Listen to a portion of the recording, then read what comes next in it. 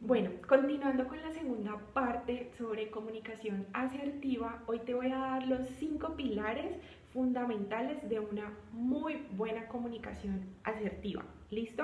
Porque es importante tenerlo en cuenta.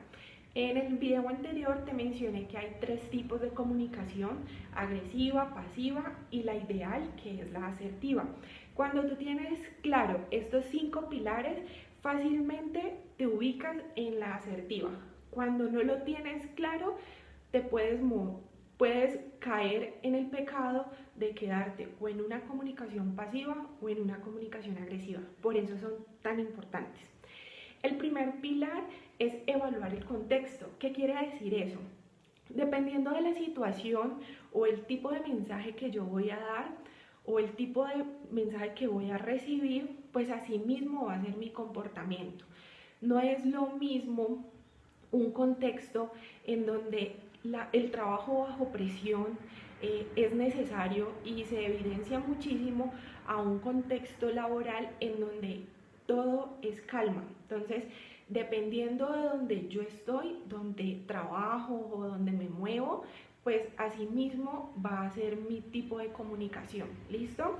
A eso hay que tenerlo en cuenta, porque muchas veces la comunicación asertiva puede tener también rasgos de o comunicación agresiva o comunicación pasiva, dependiendo del contexto donde esté. Por eso es tan importante identificar el lugar o el contexto en el que me estoy comunicando.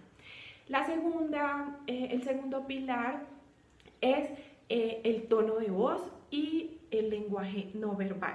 ¿Por qué es tan importante? Porque yo puedo tener las palabras precisas, exactas, las más lindas para transmitir un mensaje, pero si yo no lo transmito en el tono de voz adecuado, se pierde la comunicación.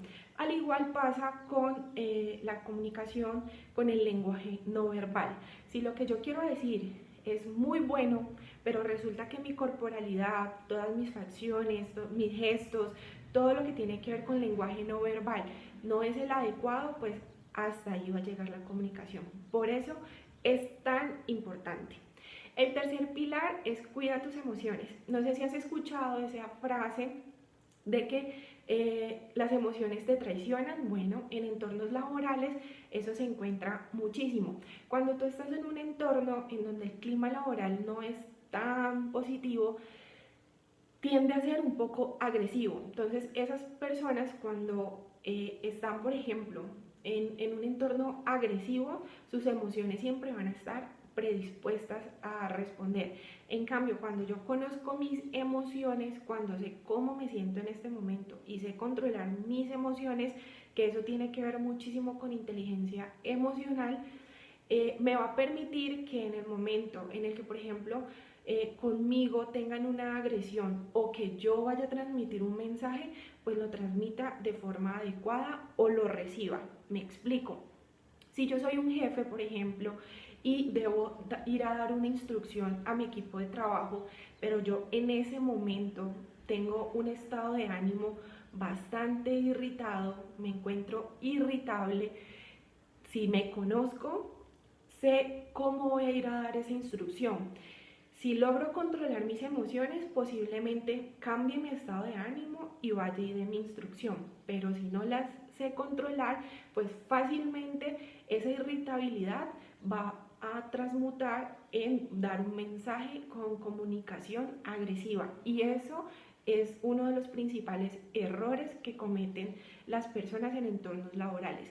El mensaje les sale de acuerdo a cómo estén sus emociones. Por eso es tan importante la inteligencia emocional, cuidando las emociones. El cuarto pilar tiene que ver muchísimo con el lenguaje sencillo. ¿Qué quiere decir? La mayoría de mensajes se distorsionan cuando se maneja un lenguaje muy complejo, en donde posiblemente el receptor no capta la información adecuadamente. Entonces ahí es donde prima la importancia de que sea algo en lo que te comuniques con un lenguaje sencillo, que sea entendible para todos, que sea limpio, que sea transparente, para que no haya esas fallas en comunicación donde se distorsiona la información. Y el quinto pilar, y no menos importante, tiene que ver muchísimo con transmitir confianza. ¿Qué tiene que ver esto? Pues resulta que cuando tú te comunicas asertivamente, tú estás entre los lineamientos de comunicarte claro y con respeto.